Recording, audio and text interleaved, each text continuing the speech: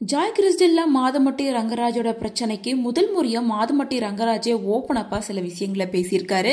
அது மட்டும் இல்லாம இவங்களோட இந்த பிரச்சனைக்கு முதல் முறையா நீதிபதி ஒரு தீர்ப்பு வழங்கியிருக்காரு. ஜாய் கிறிஸ்டல்ல மாதமட்டி ரங்கராஜ் மேல அவர் என்ன கல்யாணம் பண்ணிட்டு குழந்தைய கொடுத்துட்டு ஏமாத்திட்டாரு, என் கூட சேர்ந்து வாழ வரமாட்டேங்கிறாரு அப்படின்ற மாதிரி கம்ப்ளைண்ட் கொடுத்திருந்தாங்க.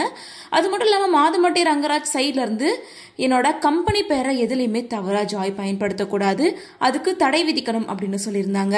அது மட்டும் இல்லாம மாதமட்டி ரங்கராஜ் பேரையுமே குறிப்பிட்டு பேசக்கூடாது அப்படின்ற மாதிரி சில ப்ராப்ளம் எல்லாம் போயிட்டு இருந்துச்சு.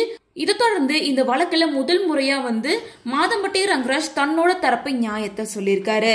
அதுல அவர் என்ன சொல்லியிருக்காருன்னா, ஜாய் கிறிஸ்டல்லாவால நான் கடுமையா பாதிக்கப்பட்டிருக்கேன். ஜாய் என்ன ஏமாத்திட்டாங்க.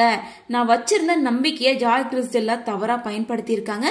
ஜாய் கிறிஸ்டல்லாவோட பேட்டியால என்னோட குழந்தைகள் பாதிக்கப்பட்டிருக்காங்க அப்படின்னு சொல்லிட்டு உயர்நீதிமன்றத்துல மாதமட்டி ரங்கராஜோட தரப்பு வாதத்தை அவர் எடுத்து வச்சிருக்காரு. சோ இந்த விசாரணையில ஜாய் வச்சிருந்த குற்றச்சாட்டுக்கு எதிராக மாதமட்டி கிட்ட எந்த ஒரு ஆதாரமும் இல்லை அப்படிங்கறனால சோ ஜாய்க்கும் மாதமட்டிக்கும் இருந்த ரிலேஷன்ஷிப் உண்மைதான் அப்படிங்கறது உறுதியாயிருக்கு.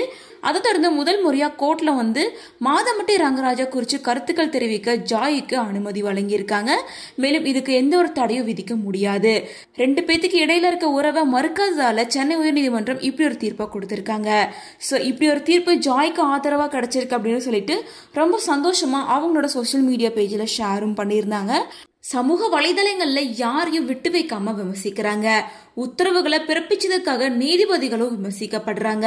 வலைதள விமர்சனங்களை புறக்கணிக்கணும் அப்படின்னு சொல்லிட்டு மாதமட்டி ரங்கராஜ் தொடர்ந்த வழக்குல உயர்நீதிமன்ற நீதிபதி செந்தில்குமார் கருத்து தெரிவிச்சிருக்காரு.